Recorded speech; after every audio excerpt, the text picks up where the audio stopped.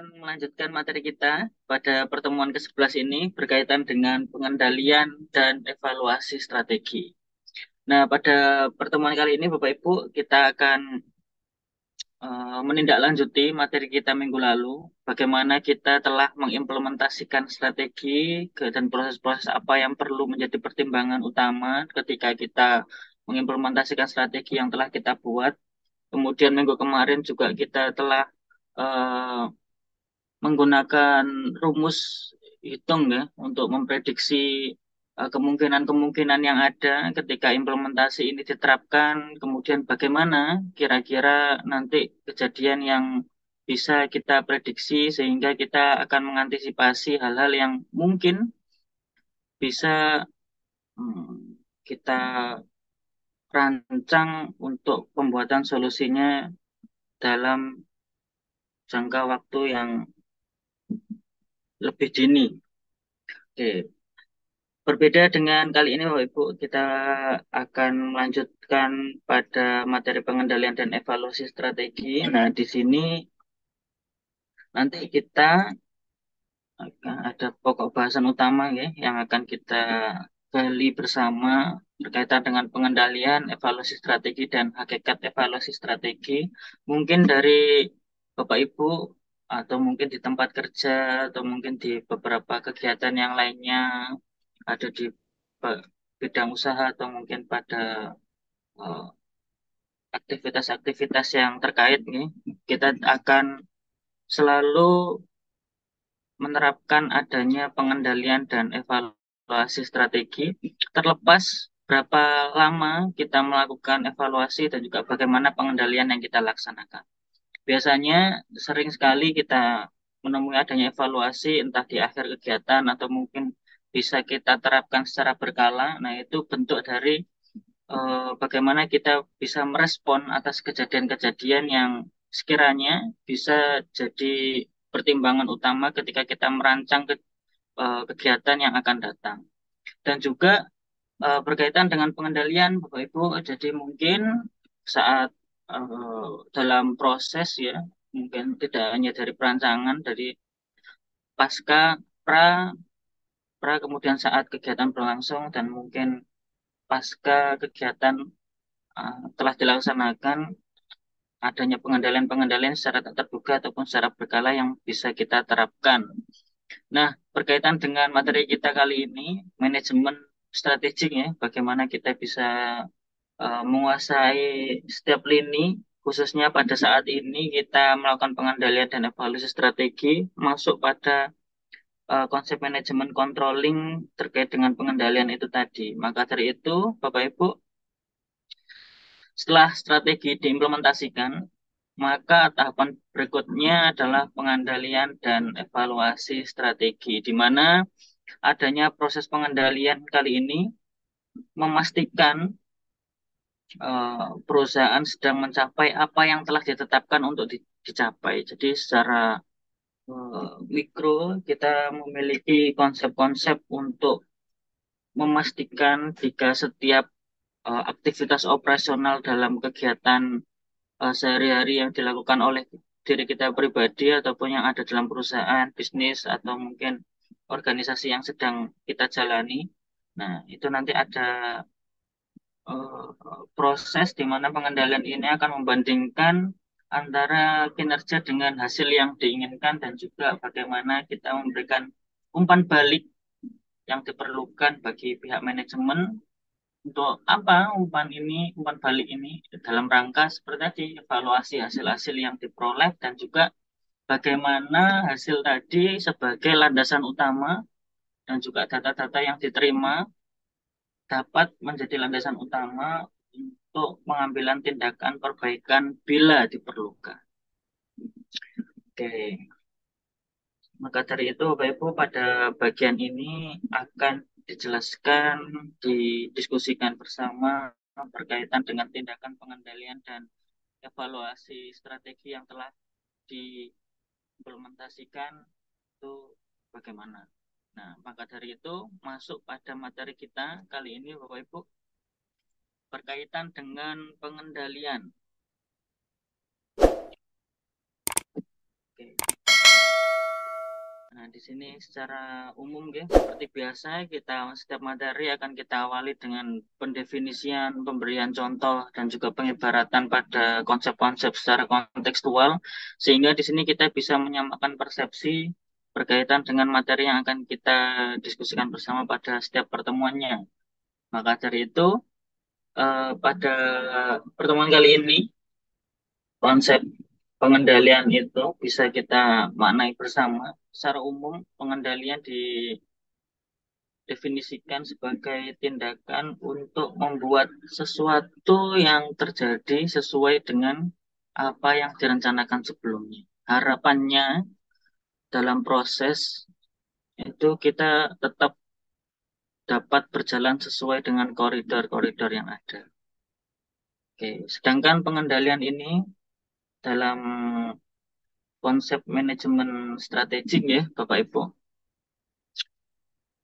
bisa kita kupas sebagai sebuah jenis khusus dari salah satu prinsip pengendalian organisasi yang fokusnya lebih pada pemantauan dan pengevaluasian prosesnya manajemen strategi. Jadi berkaitan dengan aktivitas yang terjadi untuk mewujudkan tujuan yang telah disepakati bersama tadi. Sebelum hasil itu muncul, maka proses dalam waktu-waktu yang telah kita tentukan secara berkala itu perlu ada controlling di dalamnya. Dalam hal ini adalah pengendalian. Yang pengendalian ini, Bapak Ibu, ditujukan agar fungsinya dapat terlaksana setiap job description atau mungkin setiap divisi, departemen dan lain-lain.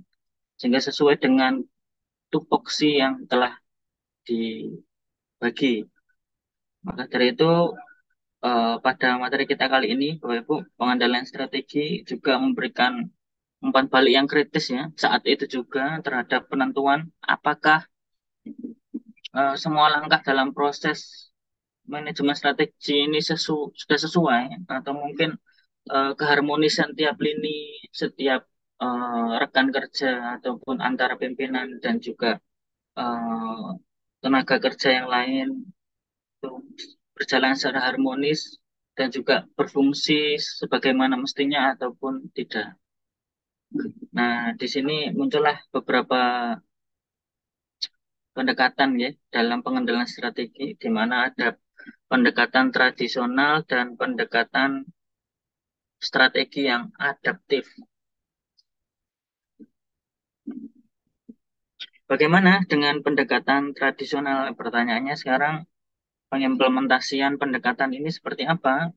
Nah, pada kenyataannya, Bapak Ibu, manajemen biasanya melakukan tindakan pengendalian dengan mengikuti beberapa langkah yang dapat dilaksanakan secara umum.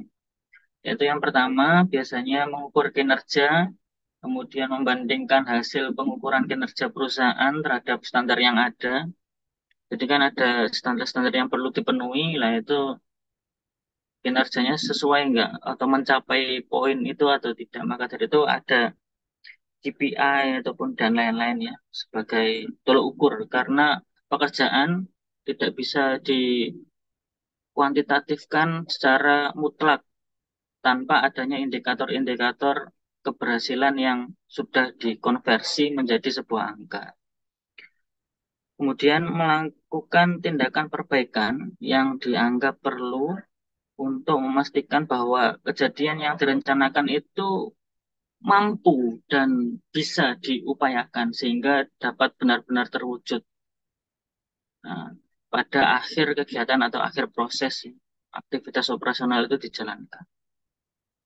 Nah, pada model tradisional ini, Bapak Ibu, menunjukkan eh, proses pengendalian biasanya diawali dengan mengukur kinerja perusahaan. Setelah kinerja ini terukur, kemudian dibandingkan dengan standar yang ada atau standar yang telah ditetapkan sebelumnya.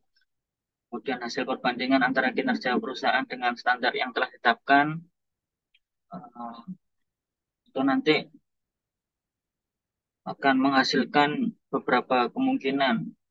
Yang pertama, biasanya kinerja perusahaan sama atau bahkan melebihi standar yang telah ditetapkan. Atau kemungkinan yang kedua, kinerja perusahaan ini berbeda atau bahkan tidak mencapai standar yang telah ditetapkan. Maka dari itu pada kedua kemungkinan tersebut mempunyai konsekuensi masing-masing yang biasa kita kenal pada akhir periode secara periodik ya, ada evaluasi dan lain sebagainya. Nah, di sini bisa kita lihat pada pendekatan tradisional Bapak Ibu yang menjadi fokus kita kali ini di mana jika kinerja sama atau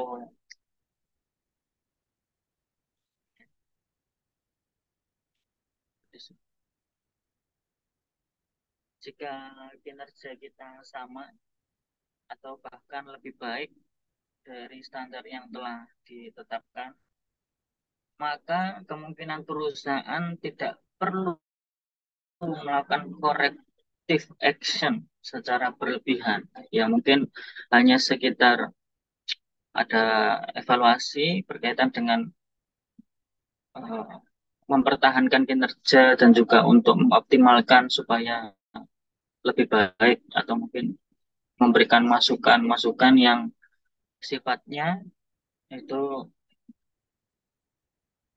untuk menyempurnakan kinerja yang telah ada.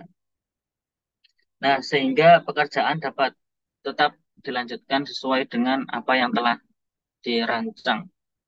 Jika kemungkinan kedua, Bapak Ibu, yang terjadi adalah eh, kinerja itu tidak mencapai standar yang ada. Ini ya, pada gambar yang bisa kita lihat bersama Bapak Ibu.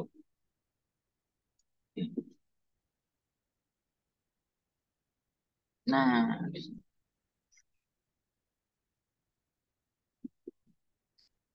oke, jika kemungkinan yang kedua yang terjadi adalah hmm, jadi ah, kinerja tidak sesuai dengan apa yang diharapkan, maka tindakan perbaikan perlu untuk dilakukan. Nah, akibatnya bisa jadi situasi lingkungan perusahaan akan mengalami perubahan, pergeseran struktur, pergeseran job desk mungkin, atau mungkin eh, SDM yang ada itu dipindahkan untuk diberikan beban kerja yang lainnya dan lain sebagainya. Sehingga analisis lingkungan yang sudah kita singgung pada pertemuan sebelumnya, kemudian bagaimana analisa internal, eksternal, ya, formulasi dan implementasi strategi harus mengalami perubahan pula, pergeseran dan juga penyesuaian-penyesuaian. Ya, maka dari itu di sini pada gambar ada model umum proses pengendalian Bapak Ibu, di mana ada pengendalian awal kita lakukan, kemudian karena kita memerlukan indikator ya secara konkret apa saja yang perlu dinilai menjadi tolok ukur yang sama antara setiap karyawan, tenaga kerja atau mungkin bahkan pimpinannya. Nah, di sini ada tolok ukur yang sama, mengukur hasilnya itu sehingga kita lebih konkret ketika kita mengetahui standar kinerja seseorang, kemudian membandingkan ukuran terhadap standar yang ada. Nah, di sini seperti pada siklus ya, model umum proses pengendalian kali ini.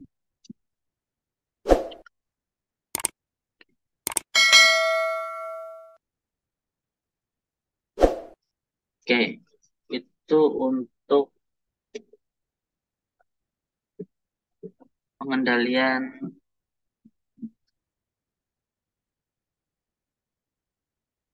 pendekatan tradisional.